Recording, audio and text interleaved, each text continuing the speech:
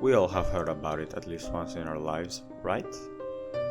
All the urban legends, all the creepypastas, all the over-the-top stories about people getting tracked down and killed for their organs. What am I talking about? The dark web, of course. And just like we all have heard about it, a lot of us have also searched about it. Maybe out of curiosity, or just maybe having fun with some friends. That's what Chris wants to do today, but he will soon learn that there are some things that you shouldn't mess around. You see, Chris here is a typical teenager. He lives with his parents, and although he has no brothers or sisters, he has plenty of friends.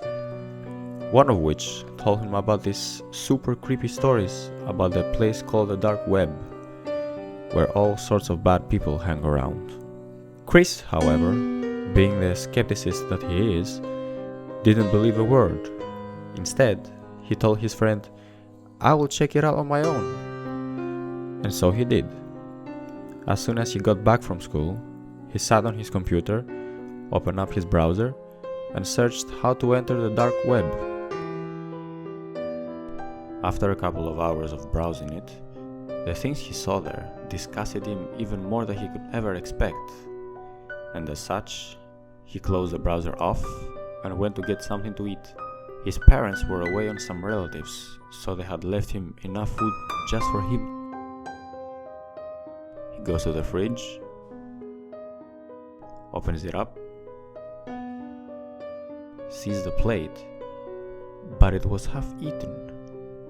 Chris was confused, but disregarded it nevertheless. My parents must have gotten a bit hungry, he thought to himself.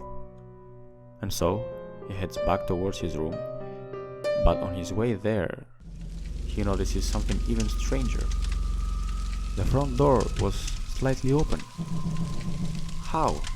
He says to himself. Didn't I close the door when I entered the house? So, reluctantly, he goes and closes it, and even locks it up just to be safe.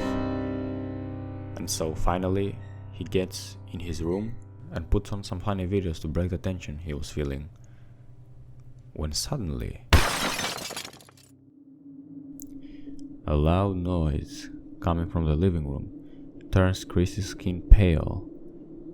He stares at the door for a good few minutes before mustering the courage to say, "Mom?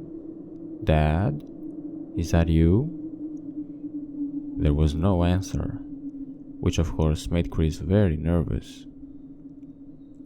He gets up from his chair and very hesitantly goes for the door. But as he did, a very disturbing thing happened. He notices that the doorknob is slightly moving. He is in shock. He knows nobody is home. It's just him. Terrified, he backs away slowly, trying not to make any sound. His mind started racing. Chris knew he had to hide. So he did. He got in the closet and waited for that someone to get in. He thought maybe if he got the jump on them, there was a chance of taking them down. A few minutes passed by though, and nobody came inside. And so Chris mustered the courage to go outside of his room. He cautiously looked around, but there was nobody there. But he was too freaked out to stay inside of his house on his own. So he left and went out with some friends. He couldn't tell them what happened, of course. They would just laugh at him and dismiss it. So Chris too dismissed it. Maybe it was all just in my head, he thought. If there truly was someone inside the house, they couldn't have just disappeared. Would they?